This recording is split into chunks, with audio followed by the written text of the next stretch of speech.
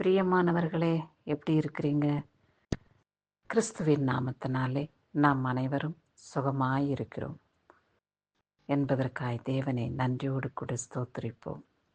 அவருடைய மகிமுள்ள கரம் நம்மளை தாங்குகிறது. அவருடைய வல்லமுள்ள கரம் நம்மளை வழிநடத்துகிறது. அப்படி இல்லை என்றால் நாம் எந்த நிலையில் இருந்திருப்போம் என்று நீங்களே சிந்தித்து பாருங்கள். கர்த்தருடைய கரம் நம்மளை தாங்குகிறபடியினாலே, இம்மட்டும் அவருடைய தயவு நம்மளோடு இருந்தபடியினாலே நாம் இந்நாளிலே ஜீவனோடு இருக்கிறோம்.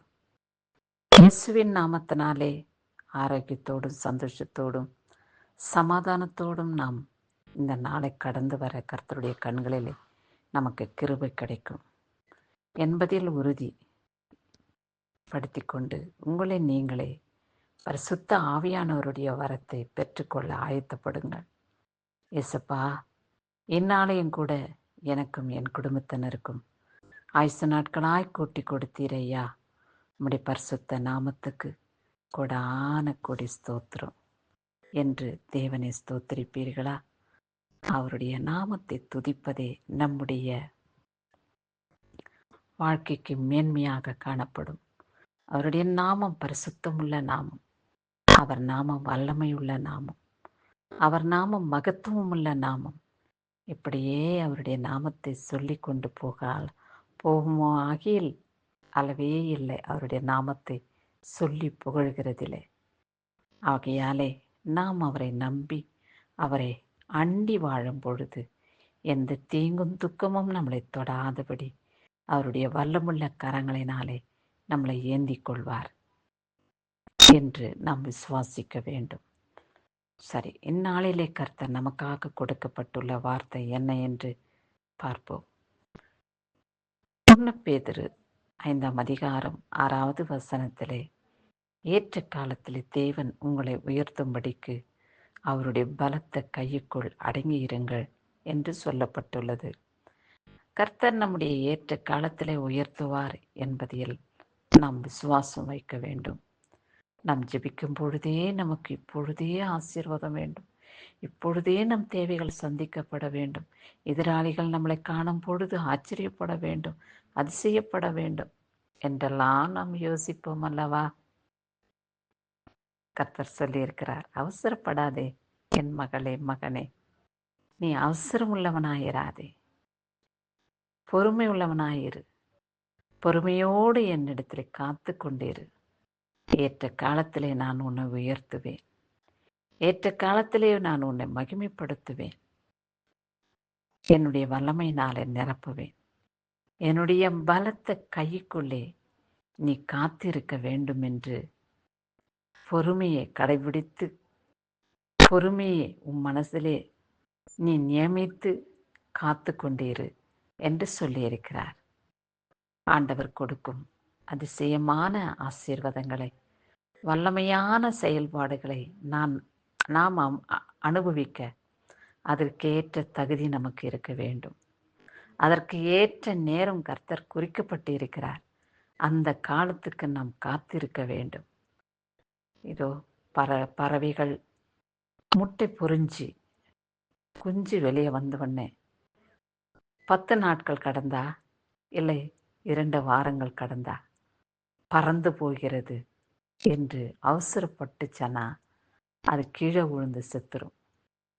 21 நாட்கள் கழித்து சிறகுகள் வருவரை காத்திருந்து அது தன் தாய் பறவை கிட்ட இருந்து இரைகளை எடுத்துக்கொண்டு தன்னுடைய சரீரத்தை பலனமாக்கி கொண்டு பிறகு அது பறந்துச்சுன்னா அது வாழ்க்கை ஆசீர்வாதமாக இருக்கும்.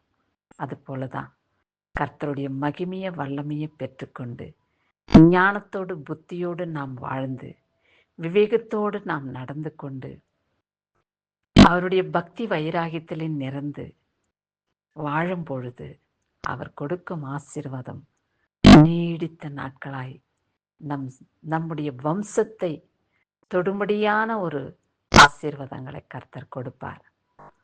அப்பேற்பட்ட ஆசீர்வாதங்களை நாம் பெற்றுக்கொள்ள பொறுமையோடு காத்து கொண்டிருக்க வேண்டும். சீக்கிரமாய் கிடைக்கப்பட்ட ஆசீர்வாதம் துனிதமாய் நம்மளை விட்டு மறைந்து போகும். அப்படி இல்லாதபடி இதோ தாமதமாய் கிடைத்தாலும் அந்த ஆசீர்வாதத்துக்கு நாம் காத்து கொண்டிருந்து நம்முடைய பிள்ளைகள் அந்த ஆசீர்வாதத்தில் வளர கர்த்தர் கிருபை செய்வார். இது கர்த்தர் கொடுத்த ஆசீர்வாதம், இது கர்த்தர் கொடுத்த மேன்மை என்று உம்முடைய வம்சம் கர்த்தருடைய நாமத்தை சொல்லி துதிக்க அவரிடத்திலே நாம் பொறுமையாய் காத்து கொண்டிருக்க வேண்டும். பொறுமை உள்ளவன் பூமியை சுதந்திரித்துக் கொள்வான் என்று சொல்வது போல நாம் பொறுமையாய் காத்திருந்து நம்முடைய வம்சத்துக்கு யாரும் எடுத்துக்கொள்ளாத ஒரு பெரிய ஆசீர்வாதத்தை கர்த்தரிடத்தில் பெற்று அவர்களை ஆசீர்வாதமாக வைக்க நாம் முயற்சிப்போம். ஆண்டவரே, இந்த என்மைக்குரிய ஆசீர்வாதம் மாத்திரமல்ல, உம்முடைய மகிமையினாலே வல்லமையினாலே பரலோகத்துக்குரிய ஆசீர்வாதமும் எனக்கும் என் குடும்பத்துக்கும் நீர் அருள் செய்யும்படியாக நோக்கி வேண்டிக் கொள்கிறேன் என்று அவரிடத்தில் நீங்கள் பணிவோடு அவரை துதித்து வணங்கி அவருடைய நாமத்தை மகிமைப்படுத்துங்கள். இதோ இந்த நாளிலே பிறந்த நாளையும் திருமண நாளையும் காண்கின்றவர்களை கர்த்தர் ஆசீர்வதித்து காத்து கொள்வாராக. அவருடைய மகிமுள்ள கரம், அவர் வல்லமுள்ள கரம் இம்மட்டும் உங்களை வழிநடத்தினதற்காக அவரை நன்றியோடு கூட ஸ்தோத்திரியுங்கள், துதியுங்கள். ஆண்டவரே, நாங்களும் கூட ஏற்ற காலத்திலே நீர் எங்களை உயர்த்தும்படி உம்முடைய பலத்த கையுக்குள்ளே அடங்கி இருக்கக்கூடிய ஆசீர்வாதத்தையும் பொறுமையும் சமாதானத்தையும் எங்களுக்கு நீங்கள் கொடுத்து வழிநடத்துங்க என்று உங்களுடைய வம்சத்தையும் உங்களுடைய பிள்ளைகளையும் உங்களுடைய உறவினர்களையும் நீங்கள் கர்த்தருக்குள் காத்திருங்கள் என்று உபதேசிக்கக்கூடிய, அவர்களுக்கு புத்தி புகட்டக்கூடிய ஞானவான்களாக கர்த்தர் உங்களை திகழச் செய்வார். பரிசுத்த ஆவியானவர் இன்றும் என்றும் சதா காலங்களிலும் உங்கள் அனைவரோடு கூட இருந்து பலவிதமான ஆசீர்வாதங்களை பெற்றுக்கொண்டு நீண்ட ஆயுள் உள்ளவர்களாய் கர்த்தருடைய சன்னிதானத்தில் நிலைத்திருப்போம். கிறிஸ்துவுக்கே மகிமை உண்டாகட்டும். ஆமேன்.